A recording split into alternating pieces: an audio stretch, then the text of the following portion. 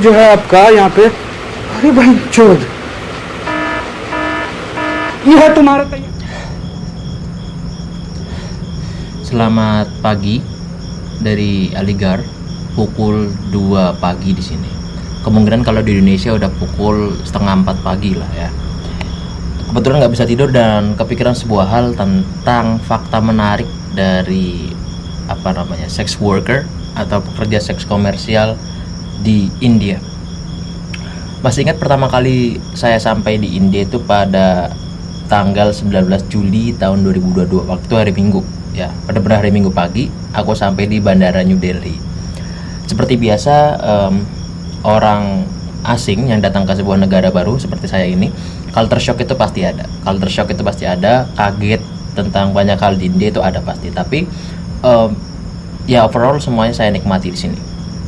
Nah, 1 bulan pertama berjalan itu totally fine, semuanya oke di sini.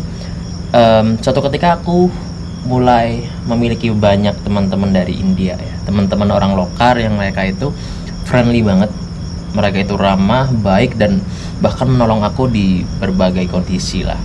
Aku mau minta apapun mereka pasti kasih.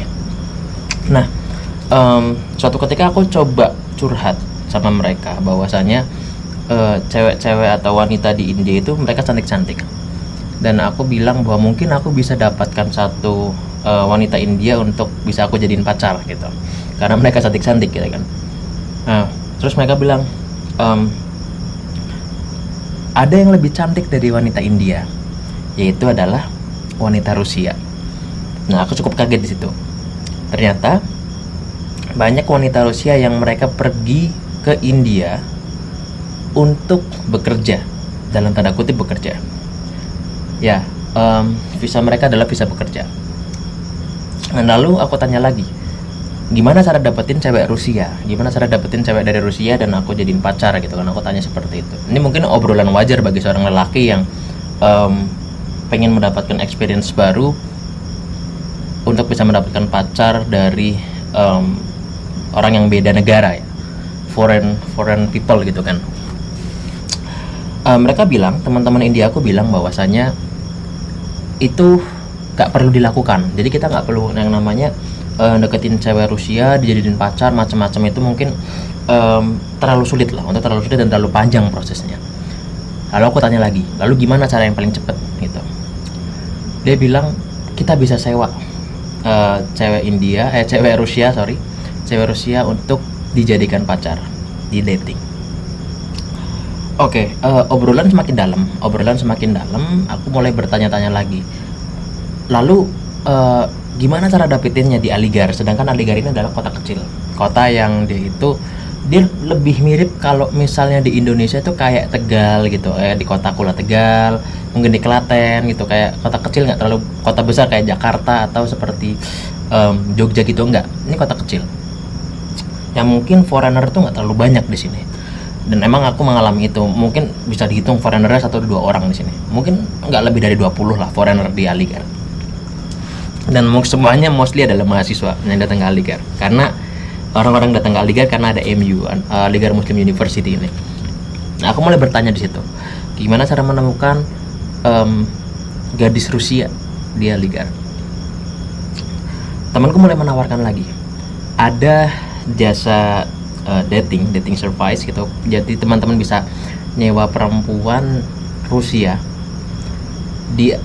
dari kota lain untuk datang ke Aligarh agar teman-teman tuh bisa menikmati atau mendapatkan pengalaman berpacaran sama cewek Rusia gitu. Aku cukup kaget, ternyata di India itu ada juga jasa seperti itu. Aku pikir cuma ada di Indonesia atau bahkan di Jepang kan ada tuh.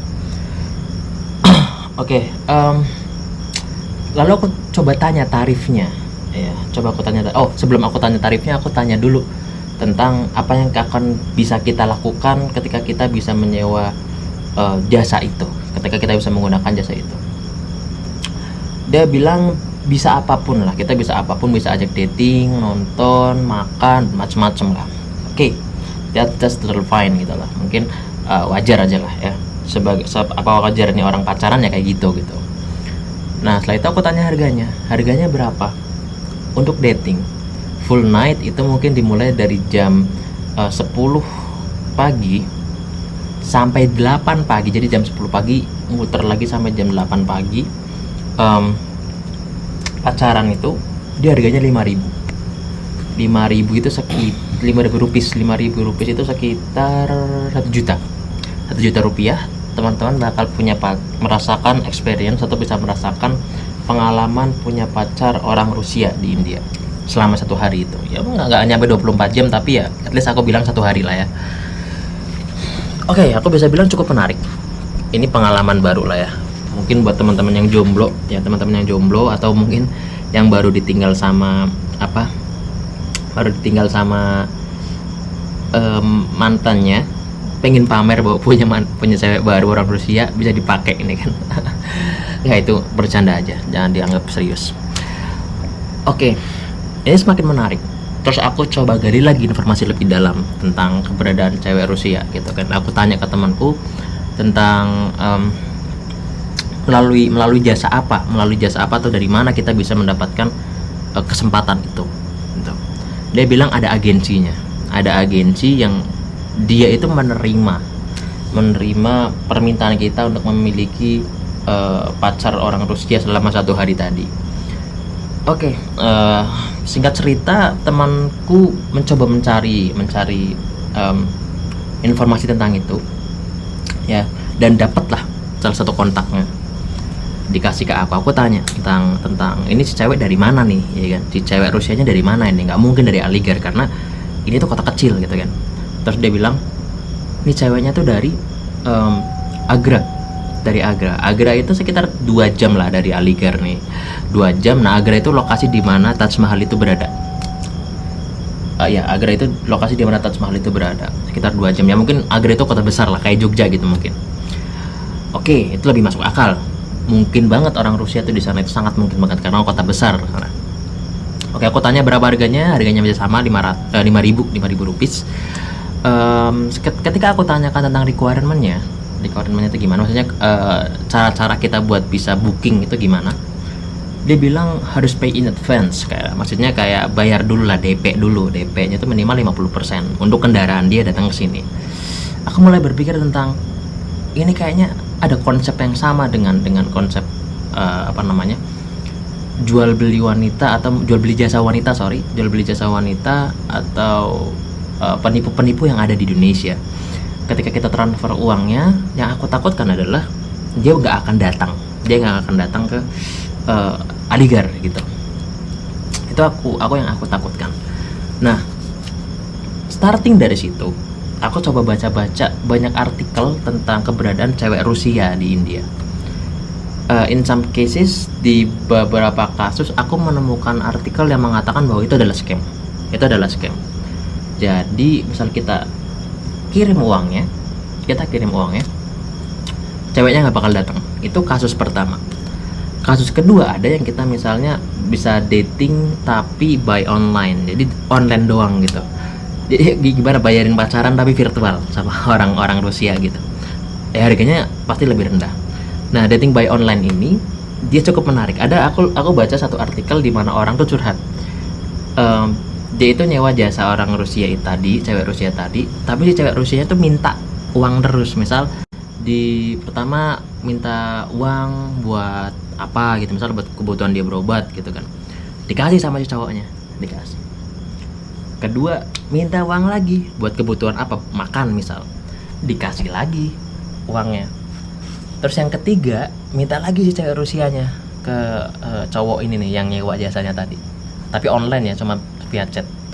Ketika dia mau transfer, si cowoknya mulai ragu nih, ini sebenarnya beneran cewek Rusia atau bukan gitu kan, karena selama dia dating itu dia nggak ada yang namanya video call atau mungkin teleponan, cuma sebatas chat, cuma virtual dating gitulah. Tapi bedanya nih via chat doang. Nah, dia reviews tuh. Jadi yang ketiga ini dia reviews, dia nggak mau ngirim uang itu ke ceweknya lagi. Nah, ketika si ceweknya itu dapat penolakan untuk pengiriman uang, si ceweknya mulai ngancem bahwa dia itu tak tahu semua detail informasi tentang si si yang nyewa tadi tahu detail informasi dari detail SIM, KTP dan lain-lain, dan dia itu akan mengancam, akan meretas identitas dari apa namanya, si pemilik akun tadi, si penyewa tadi, sorry, akan meretas dan akan menyebarkannya gitu, dan disalahgunakan, intinya seperti itulah. Itu aku baca di salah satu website Quora gitu, aku lupa namanya, nanti aku akan tampilkan di apa namanya video ya. Itu kasus yang kedua. Kasus yang ketiga ada juga yang dia itu di scam dengan cara fraud gitu loh. Jadi kayak misal ketemu ya sama cewek Rusianya, ketemu setelah having sex dan lain-lain lah ya, dan lain-lain, bermalam di sebuah hotel. Setelah bermalam di sebuah hotel, paginya tuh si cowoknya hartanya hilang semua, kayak dompet, HP dan lain-lain. Karena biasanya ketika sebelum melakukan hal tersebut ya, sebelum melakukan hal negatif tersebut, berhubungan badan, sebelumnya semalamnya mereka mabuk dulu. Nah si cewek Rusia itu nggak mabuk, tapi setelah udah masuk kamar hotel dan lain-lain, sudah melakukan hubungan badan, pagi-paginya hartanya hilang semua, si cowoknya dibawa kabur sama si cewek Rusia tadi gitu kan. Itu ada artikelnya yang mengatakan seperti itu. Nah, bagaimana cara kita mengidentifikasi sebenarnya ini tuh cewek Rusia beneran scam atau enggak? Di kasus yang berbeda, aku melihat banyak video beredar di YouTube bahwa ada juga loh yang beneran datang cewek Rusianya. Ada beberapa YouTuber India yang dia itu menunjukin bahwa ini cewek Rusianya, dia booking terus datang di kamarnya dan berhubungan badan di situ. Ada juga yang ngegerbek gitu kan. Dan aku tampilin videonya dah di YouTube. Gitu, ada juga yang gitu. Jadi agak samar-samar tentang keberadaan cewek di Rusia ini. Nah, pertanyaannya tentang gimana kita bisa menghindari hal tersebut. Cara menghindarinya adalah gak usah main begituan. Gak usah main begituan. Ke India itu, ingat lu ke India tuh mau ngapain gitu kan? Kalian tuh mau ke India mau ngapain? Mau cari begituan atau mau liburan atau mau sekolah? Aku nggak pernah menyarankan teman-teman buat begituan lah intinya. Nah, ada hal yang menarik lagi nih. Ternyata agensi seperti itu dia itu sudah well managed gitu lah. Apa sih bahasa Indonesianya tuh? Sudah terorganisir. Bahkan mereka punya website sendiri. Nanti aku akan tunjukkan websitenya. Mereka punya website sendiri dan menampilkan banyak foto-foto wanita Rusia, menampilkan status mereka seperti misalnya ibu-ibu gitu, atau wanita nakal atau apalah gitulah, ada itu. Dan kalian tuh bisa langsung chat adminnya, minta di mana lokasinya dan lain-lain, itu ada gitu. Ngeri banget, sumpah, ngeri banget. Tapi meskipun ada websitenya, itu potensi untuk ketipunya tuh lebih besar ya, karena zaman sekarang orang bisa bikin website karena murah bikin domainnya kan. Itu ngeri banget, apalagi di India yang IT-nya bagus sini. Dan ternyata banyak juga yang ketipu terkait masalah tersebut gitu kan. Nah, oke, come back to the story. Jadi ketika temanku sudah mentransferkan, aku tuh sebenarnya ya, aku udah mau tertarik tuh, mau booking satu itu, sengaja mau bikin konten. Jadi ya kayak konten prostitusi kemarin itu, aku umpetin apa namanya, kameranya, dan aku bakal interview gitu kan. Aku udah mau tertarik gitu. Dan tapi di sisi lain, uang 5.000 rupiah atau 1 juta itu gede banget gitu kan. Apalagi buat pay in advance 2.500, 50%, sekitar 500.000 itu aku harus bayar dulu DP-nya. Itu gede banget. Kalau aku ketipu ya maklum lah ya. Bukan orang kaya gitu kan, jadi uang segitu masih mikir-mikir untuk sebuah konten gitu kan. Mikir-mikir. Tapi di sisi lain aku juga pengen bikin konten tentang itu gitu. Dan ya, jadi kontennya cuma sebatas ngobrol ini aja gitu. Tadinya aku bakal pay in advance, dia datang, aku interview gitulah. Gak akan aku apa-apain gitu. Nah, lagi teman-teman mungkin kalau misalnya buka Facebook ya, banyak itu grup-grup yang dating online in Delhi macam-macam seperti itu, yang adminnya tuh ada anjing, ada suara anjing tadi, sorry. Ada juga yang adminnya tuh ngepostin foto-foto orang Rusia gitu, foto-foto orang Rusia yang nggak tahu randomly dapat dari mana gitu, dan dicantumin nomor-nomornya, kayak misal nomor adminnya, nomor brokernya, kalau mau hubungi ini, tuh banyak. Dan ada juga yang ketipu gitu loh, biasanya tuh generasi yang tua, karena aku lihat dari foto-fotonya bapak-bapak semua yang ketipu. Ada yang ketipu gitu, padahal fotonya udah kelihatan buram gitu kan. Kalau misalnya palsu kan kelihatan banget buram gitu. Ini menarik banget lah tentang kehidupan pekerja seks komersial di Delhi, di India. Ini keren banget, agak lucu juga sih. Oke, gitu teman-teman semuanya. Nah, harga 5.000 itu 1 juta itu udah cukup lumayan tinggi. Oh iya, kembali ke pertanyaan awal. Sebenarnya kalau mungkin teman-teman bertanya ya, sebenarnya nih cewek-cewek Rusia kesini tuh ngapain gitu kan? Most of them are worker. Mereka tuh kebanyakan adalah datang ke sini untuk bekerja. Gitu. Mereka bekerja sebagai, ada yang bekerja kasar, ada yang bekerja profesional, tapi ada side hustle. Mereka itu punya kerja sampingan gitu kan. Jadi gini, mereka datang ke India itu mau kerja kayak jadi bartender atau pelayan atau waiter semacamnya. Tapi ketika mereka sampai di sini, mereka tuh ada side hustle. Aku kurang tahu apakah side hustle-nya itu mereka dipaksa untuk bekerja seperti itu. Maksudnya ketika mereka dari Rusia datang ke India, tadinya mau jadi pelayan atau jadi bartender, ketika sampai mereka ditipu, ternyata jadi pekerja seks komersial, atau gaji jadi bartender atau jadi pelayan itu kurang, akhirnya mereka punya side hustle atau kerja sampingan gitu. Aku kurang tahu masalah itu, tapi yang jelas mereka datang ke India itu dengan paspor pekerja.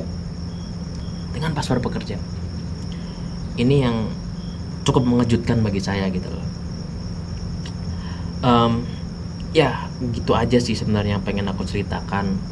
Dan vlog kali ini gak bisa nampilin visual yang menarik karena cukup beresiko untuk aku bisa explore lebih dalam tentang wanita Rusia di India. Tapi mungkin suatu saat kalau misalnya aku punya chance buat bisa lihat langsung wanita Rusia itu gimana sih, terus pendapat mereka tentang pekerjaan mereka hari ini, mungkin akan aku lakukan gitu lah. Jadi tolong support channel ini biar sampai ke monetasi ya.